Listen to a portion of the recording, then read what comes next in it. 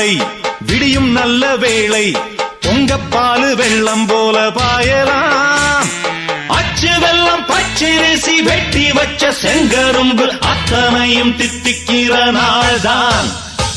காட்டுக்குயிலு மனசுக்குள்ள பாட்டுக்கென்றும் பஞ்சம் இல்ல பாடத்தான்.